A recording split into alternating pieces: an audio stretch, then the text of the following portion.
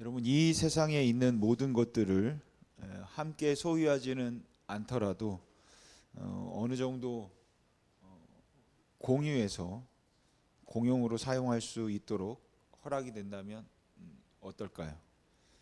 차에는 항상 열쇠가 있어서 누구든지 원하는 사람은 내가 어디까지 갔다 오겠다고 말만 하고 제자리에 놓을 수만 있다면, 그리고 주인이 쓰지 않을 때는 그 차를 마음대로 쓸 수 있도록 하는 겁니다. 걷다가 너무 힘들면 가까운 집에 들어가서 거기 있는 냉장고에서 물도 좀 꺼내 마시고 사정을 설명하고 난 후 쓰지 않는 방이 있다면 잠시 당당하게 자고 가는 거죠. 모두가 그렇게 쓰는 집이나 차를 자기 거로 생각하지 않고, 또한 자기가 가지고 있는 것을 꼭 자기만 소유해야 하는 자기 것으로 생각하지 않는 겁니다. 물론 상상으로나 가능한 일일 겁니다. 이렇게 주인의 집에 허락 없이 들어가서 허락 없이 남의 물건에 손을 대는 것은 우리가 도둑질이라고 합니다. 그런데 어떻게 생각하면 이런 도둑질에 대한 이해가 어쩌면 지나친 사유화에서 비롯된 것은 아닌가 하는 그런 생각이 들기도 합니다. 아프리카에서 오랫동안 선교를 했던 한 선교사님의 재미난 에피소드를 들은 적이 있습니다. 그 선교사님이 계시던 부락에서는 모든 물건을 다 통용해서 썼다고 합니다. 가령 볼펜이 하나 있다면 그 볼펜은 누구의 소유도 아니라서 그냥 필요한 사람이 쓰고 그리고 나서 쓰고 나면 제자리에 가져다 두면 되는 거죠. 이제 가위가 필요하면 가위를 가진 사람을 찾아가서 가위를 달라고 하거나, 아니면 찾아가서 묻거나, 허락받는 일 없이 그냥 가져다 쓰고 제자리에 가져다 두면 되는 겁니다. 그 부락에서는 가위나 손톱깎이 이런 것들은 항상 사용하는 것이 아니라고 해요. 그래서 부락 전체에 가위는 하나면 되고 손톱깎이도 하나 정도면 충분했었다고 합니다. 그리고 그렇게 거의 모든 것을 공용하는 사회에서는 한 개인이 모든 것을 소유하고 있는 것을 사치나 낭비라고 생각할 겁니다. 하지만 개인의 소유를 강조하고 있는 우리가 사는 사회에서는 1, 2년에 한 번을 쓰더라도, 아니 평생에 한 번을 쓰더라도 자기의 것은 따로 가지고 있어야 합니다. 그래서 돈이 있고 힘이 있는 사람은 모든 필요한 것들을 다 가질 수 있고, 필요한 건 뭐든지 하나씩 다 있겠지만 돈이 없는 사람들, 그리고 힘이 없는 사람들은 불편해도 남에게 사정을 해서 빌려 쓰거나 빌려주지 않으면 그냥 없는 대로 불편하게 살아야 하는 것이 우리의 사회입니다. 처음에 선교사님이 그곳에 갔을 때 사역을 하는데 자꾸만 자기 연필이 없어지는 겁니다. 그래서 보니까 어떤 사람이 자꾸만 허락도 없이 선교사님 연필을 가져다 쓰는 것이에요. 이거는 도둑질입니다. 그래서 선교사님은 그들이 예수를 아무리 잘 믿는다고 하더라도 이거는 아니겠다 싶어서 그곳 사람들을 가르쳤습니다. 이건 남의 물건입니다. 그리고 남의 물건에 허락 없이 손을 대거나 가져다 쓰는 것은 도둑질입니다.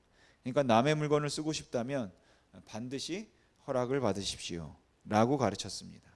그러자 그곳에 있던 원주민들이 아주 이상하게 생각하면서 아무도 안 쓰는 물건이 있으면 필요한 사람은 누구든지 가져다 쓰면 되는 거지, 왜 선교사님은 그 연필을 혼자 가지려고 합니까? 라고 묻더랍니다. 그러면서 너무 욕심이 많다고 오히려 선교사님에게 핀잔을 주더랍니다. 여러분은 어떻게 생각하십니까? 천국은 우리가 사는 이 사회에 더 가까울까요? 아니면 아프리카 불황민들이 사는 그 공동체에 더 가까울까요? 만일 천국이 아프리카 불황민 사회에 더 가깝다면 천국에 도둑질이라는 죄가 없는 것은 남의 물건을 탐내는 사람이 없어서 그런 것이 아니라 내 것이라고 말하는 소유권의 주장이 없어서 도둑질하는 죄가 없다라는 그런 생각이 듭니다. 그런 의미에서 오늘 살펴볼 도둑질하지 말라는 계명이 무엇을 의미하는지는 분명히 알 것 같습니다. 하지만 동시에 이 도둑질이라는 죄 자체가 그렇게 간단하지만은 않겠다 싶은 생각이 들기도 합니다. 우리에게 잘 알려져 있는 레미제라블이라는 소설이 있죠. 그 소설의 주인공이었던 장발장은 가난과 배고픔으로 힘들어하고 있던 조카들을 위해서 빵을 훔치고 그 빵을 훔쳤다는 절도죄로 5년형을 선고받게 됩니다. 그런데 빵을 훔쳤다는 죄로 5년형을 받은 것이 너무 억울했기 때문에 장발장은 4번 탈옥을 시도했다가 결국은 그것 때문에 19년 동안을 감옥에서 살게 됩니다. 그러니까 가난 때문에 한 도둑질이 원인이 되어서 19년을 감옥에서 산 셈입니다. 그렇게 19년 동안을 감옥에서 살다가 풀려나는데, 풀려났긴 했지만 사실 전과자를 잘 대우해 주는 곳은 없어요. 써주는 것도 없고, 그래서 살 길이 막막한 거죠. 그렇게 살 길이 막막한 불안한 마음과 막막함에 내던져진 그 분노를 사귀면서 길거리에서 잠을 자는데 미리엘이라고 하는 주교를 만나게 됩니다. 그리고 그 집에서 하룻밤을 묵게 되죠. 그런데 도움을 받았고 은혜를 받았지만 앞으로 살 길을 생각하면 너무 막막해서 장발장은 밤중에 그 집에 있던 은식기를 훔쳐서 달아납니다. 그러나 얼마 안 되어서 경찰에 붙잡히고 결국 미리엘 주교 앞에 끌려오게 되죠. 하지만 미리엘 주교가 그 은식기, 은접시는 훔쳐간 것이 아니라 내가 준 것이라고 해서 장발장을 자유하게 만들어줍니다. 19세기 프랑스에서 극심한 가난 가운데 남의 물건을 훔치지 않고는 생계도 유지하기 어려웠던 노동자들에게 도둑질을 했다가 감옥에서 19년을 살게 만들었던 그 사회와 오히려 그들의 처지를 이해하고 공유하려고 했던 미리엘 신부가 아주 좋은 대조를 이루는 소설입니다. 여러분 듣기에 따라서는 도둑질하지 말라는 이 계명이 왠지 강자 그리고 가진 자의 편에서 그들의 소유를 지키도록 하기 위한 것처럼 들리기도 합니다. 사흘 굶어 도둑질 안 할 놈 없다는 속담이 있는 것처럼 대체로 도둑질은 가난한 사람들, 힘이 없는 사람들이 훨씬 더 큰 유혹을 받는 법입니다. 물론 개념이 없어서 남의 물건에 쉽게 돈을 대는 사람도 있고 욕심이 많아서 필요가 없는데도 불구하고 남의 물건을 취하는 사람들도 있을 겁니다. 게다가 허락을 받지 않고 남의 물건을 사용하거나 가질 수 있도록 했다가는 우리가 살고 있는 이 사회가 말도 못하게 또 무질서하게 될 겁니다. 그럼에도 불구하고 하나님께서 단순히 가진 사람들의 소유를 지키도록 하기 위한 의도에서만 도둑질하지 말라는 계명을 말씀하셨을까라는 것을 생각해 보면 도둑질하지 말라는 이 계명은 단순히 그런 경제 질서만을 위한 것은 아니겠다는 생각이 들었습니다. 그래서 어떤 신학자들은 도둑질하지 말라고 번역된 히브리어 단어가 물건을 훔치는 것이 아니라 사람을 훔치는 것에 적용되는 단어다, 이것을 강조하기도 합니다. 그러니까 여기서 도둑질하지 말라는 말씀의 의미는 사람을 훔치는 것, 즉 임신매매라든지 아니면 노예 이런 것들을 금하고 있는 거다, 이렇게 보는 사람들도 있습니다. 그런데 도둑질하지 말라는 이 단어가 구약 성경에서 68번 쓰였는데 오늘 본문은 목적어 없이 그냥 도둑질하지 말라 이렇게 했지만 사실 68번 사용될 때마다 그 목적했던 물건들이 다 달랐습니다. 그래서 사람을 훔치지 말라고 할 때도 이 단어가 사용되었고, 소를 훔치지 말라고 할 때도 이 단어가 사용되었고, 남의 물건에 손을 대지 말라고 할 때도 이 단어가 사용되었기 때문에 사실 이 계명은 아주 폭넓게 적용할 수 있다, 이렇게 생각합니다. 그래서 저는 이 계명에 우리가 보편적으로 사용하고 누구도 이해할 수 있는 그 도둑질이라는 의미가 분명하게 틀림없이 있다고 생각합니다. 그러니까 내 것이 아닌 것을 상대방의 허락 없이 취하는 그 모든 것이 도둑질입니다. 그래서 도둑질이란 내 소유가 아닌 것, 즉 남에게 속해 있는 것을 상대방의 허락 없이 취하는 모든 행위입니다. 따라서 원인이 무엇이었든 간에 남의 집 담을 뛰어넘어서 물건을 훔치는 것 도둑질이고, 남의 생각을 허락 없이 쓰는 것도 도둑질이고, 세금을 내지 않는 것도 도둑질이고, 시험 볼 때 컨닝을 하는 것도 도둑질입니다. 그래서 저는 이런 것들이 도둑질하지 말라는 말씀의 첫 번째 의미라고 생각을 합니다. 하지만 이 외에 도둑질하지 말라는 말씀에 또 다른 의미가 있다, 이렇게 생각을 해서 두 가지 정도를 여러분과 함께 생각해 보려고 합니다. 이 도둑질하지 말라, 라는 말씀이 경고하고 있는 또 다른 의미, 첫 번째는 불성실함이라고 생각합니다. 여러분, 사람들이 도둑질을 하는 이유가 언제나 어쩔 수 없는 가난 때문만은 아닐 겁니다. 물론 너무 배가 고픈데 먹을 게 없고 가난해서 남의 물건을 도둑질해야 하는 그러한 상황도 분명히 있기는 하겠죠. 하지만 사실 도둑질의 심리 중에 하나가 있다면 그것은 힘들이지 않고 편하게 결과를 취하려고 하는 겁니다. 사람들이 컨닝을 할 때 가난해서 컨닝을 하겠습니까? 사실은 조금 더 쉽게 남들이 고생해서 얻은 것을 나는 별로 공들이지 않고 고생하지 않고 취하고자 하는 심리가 컨닝을 가능하게 만드는 겁니다. 그러니까 도둑질의 심리 중에 하나는 단순히 배고픔, 가난함이 아니라 불성실함입니다. 남들은 힘들게 수고하고 애써서 얻은 것들을 그만큼 고생하지 않고 취하려고 하는 것이죠. 이 도둑질에 관해서 바울이 재미있는 말을 한 적이 있습니다.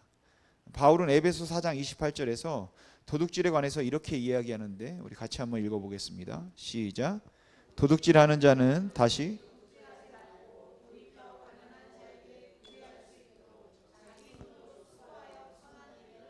아멘.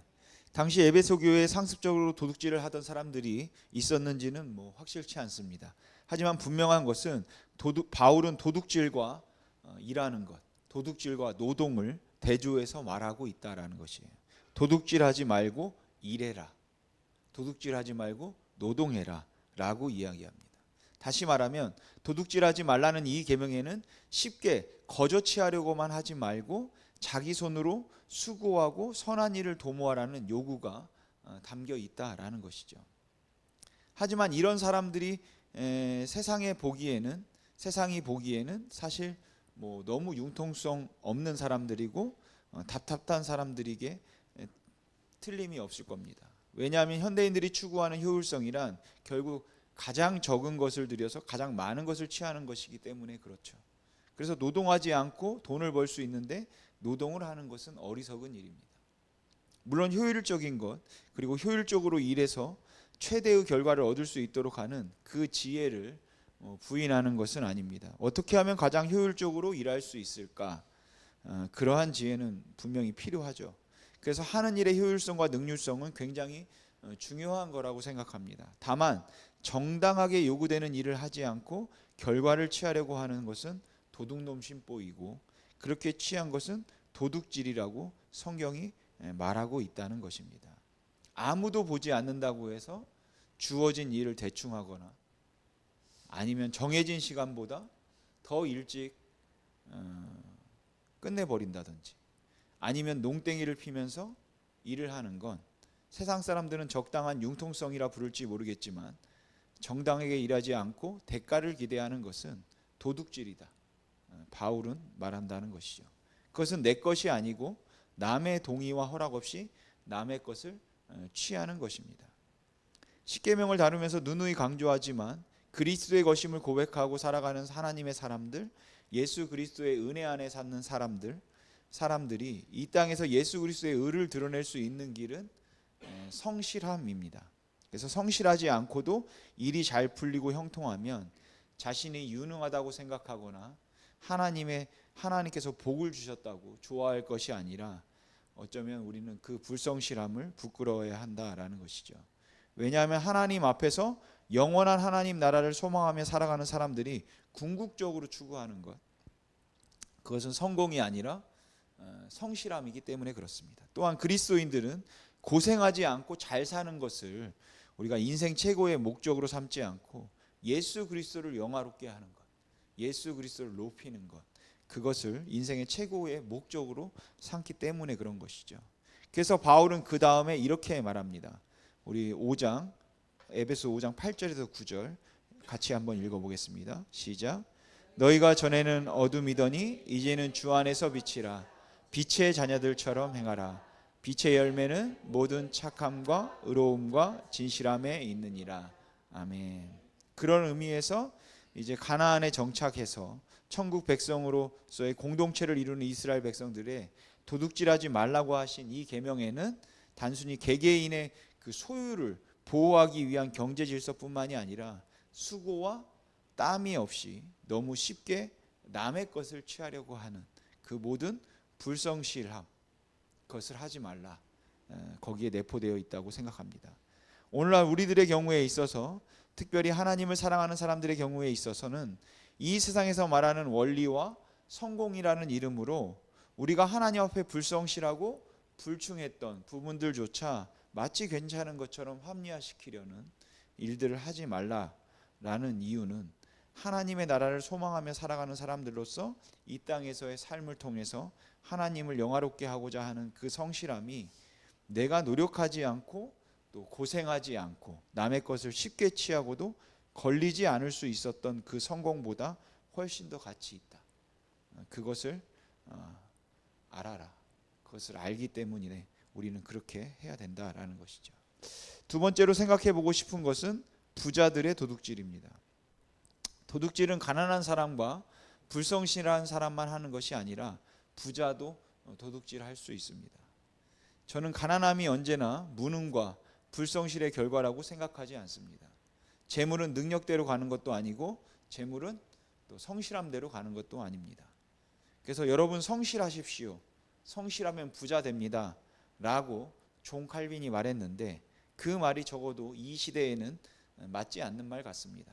그래서 성실하시면 부자 된다. 이렇게는 말 못하겠습니다. 사실은 성실한데도 부자가 안 되는 사람이 너무 많죠.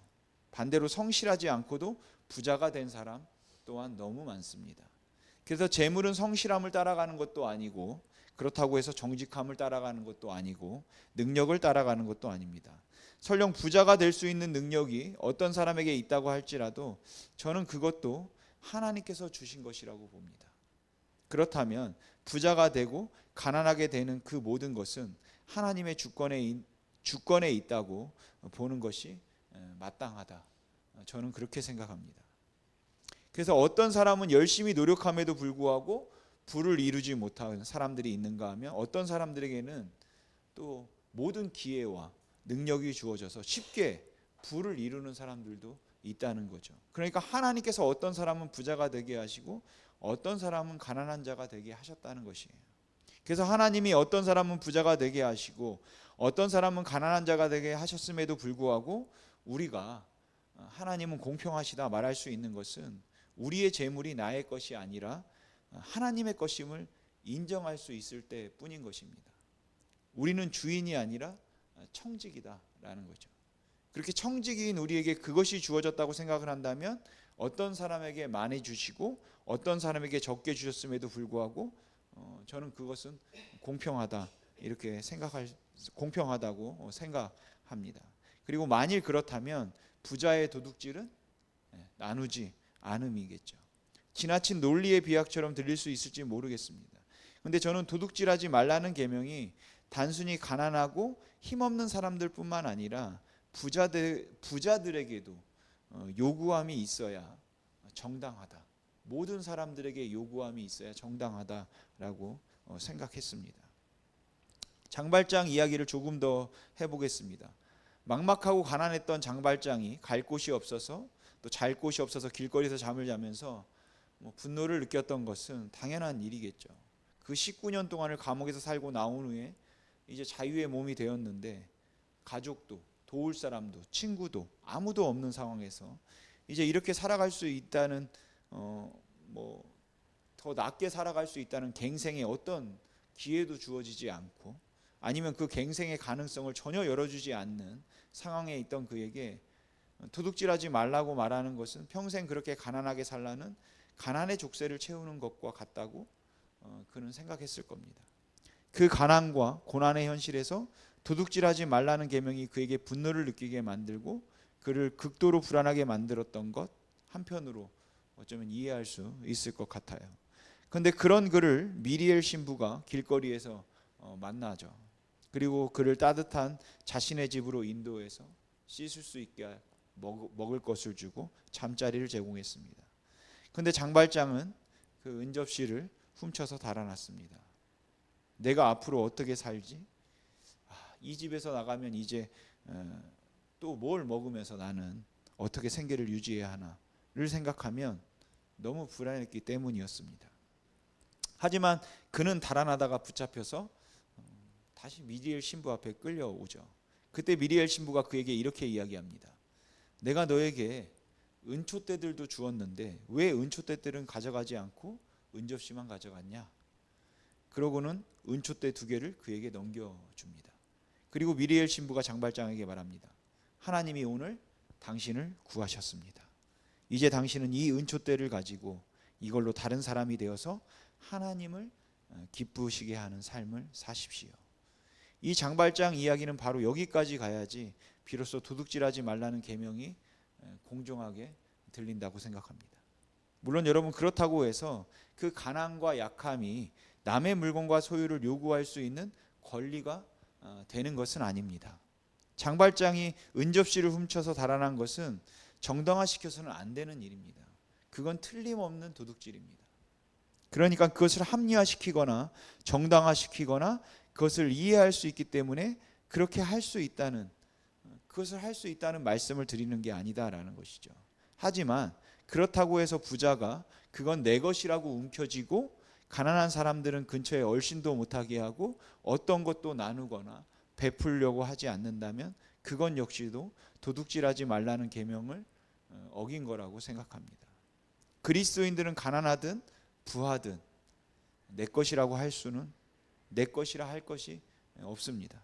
왜냐하면 천국을 소유하고 이 세상을 살아가는 사람들은 결국 모두가 사명으로, 우리가 가진 모든 것에 사명이 있음을 알고 사는 사람이기 때문에 그렇습니다. 그러기에 우리는 이 도둑질하지 말라는 계명에서 은혜를 느껴야 한다는 것이죠. 이 도둑질하지 말라는 계명을 통하여서 내가 하늘나라에 속해 있는 하나님의 사람인 것을 인식하며 살 수 있다는 특권과 또한 그 은혜로 인한 감사를 우리가 느낄 수 있고 또 보여줄 수 있어야 된다라는 겁니다.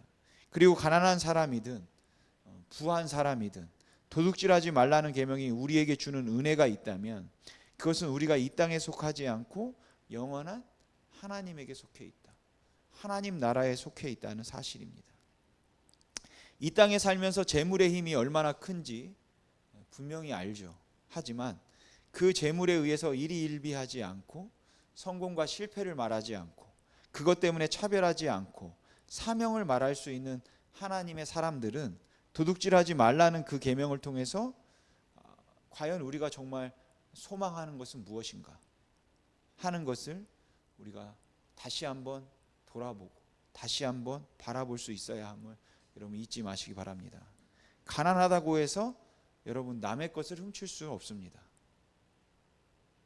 왜냐하면 우리는 이 땅에 살고 있지만 이 땅에 속한 사람이 아니기 때문에 그렇습니다. 그래서 가난하다고 해서 남의 물건에 손을 댈 수 없게, 훔칠 수 없게 만드는 힘, 부자라고 해서 내 것에 울타리를 쳐놓고 독식할 수 없게 만드는 힘이 은혜에 있는 것입니다. 그리고 그 은혜를 받고 살아가는 하나님의 사람들이 도둑질하지 말라는 그 계명이 마치 가진 자들의 그 특권들을 지키기 위해서 만들어진 법인 것처럼 아무도 내 것에 손을 대지 못하게 만들고 내 것을 계속해서 확장시켜가고 이것은 모두 다 내 것이니까 누구도 내 것을 가지려고 하거나 내 것을 만지지 말라, 나누지 않겠다 한다면, 그렇게 그 계명을 이해한다면 이 도둑질하지 말라는 계명처럼 차별화된 계명 그리고 부당한 계명은 없겠다 생각합니다. 여러분, 도둑질하지 말라는 말씀은 우리의 소망이 여기에 있는 것이 아니라 그 나라에 있다는 고백입니다. 도둑질하지 말라는 계명은 우리가 이 땅에 살면서 하나님의 백성으로, 하나님의 자녀로, 그 하늘을 소유한 사람으로 살겠다는, 세상을 살아가겠다는 것입니다. 그러니까 남이 가진 것을 보고 좋아 보인다고 취하려고 하지 말아라. 항상 성실하게 행하라. 가난한 사람과 배고픈 사람들이 굶주리고 있거나 그리고 지금 굶어 죽어가고 있는데도 불구하고 이것은 내 것이라고 전부 독식하려고 울타리를 치지 말아라. 이건 여러분 은혜의 힘으로 가능한 것입니다. 그리고 그것이 바로 도둑질하지 말라는 계명 속에 담겨 있는 복음의 은혜라고 생각합니다. 여러분, 부자든 가난한 사람이든 도둑질하지 말라는 계명에 재산과 재물 그리고 재능에 대한, 능력에 대한 신앙적인 책임과 한계가 있는 겁니다. 그래서 가난해도 훔치면 안 되고 부에도 다 가지면 안 되는 겁니다. 왜냐하면 모든 것이 하나님께로부터 온 것이며 모든 것이 하나님을 향해 가야 하는 것이기 때문에 그렇다라는 것이죠. 아무리 가난해도 남의 것에 손을 댈 수 없고 아무리 부해도 내 것을 누구에게도 나눠주지 않고 그것을 다 소유할 수 없습니다. 왜냐하면 우리는 이 땅을 사명으로 사는 하나님의 사람들이기 때문에 그런 것입니다. 오늘 이 도둑질하지 말라는 계명을 통해 저와 여러분이 모든 것이 하나님의 것이다, 이것을 다시 한번 확인하기를 원하고, 또한 주님, 제 소망이 여기에 있지 않고 거기에 있음을 제가 압니다. 이 땅에 사는 동안에 어떤 모양으로든 제가 그리스도의 은혜를 드러내며 은혜 안에 거할 수 있게 하시옵소서라는 기도를 항상 하며 사명으로 이 땅을 살아가는 저와 여러분들이 되기를 주님의 이름으로 소망합니다. 기도하겠습니다.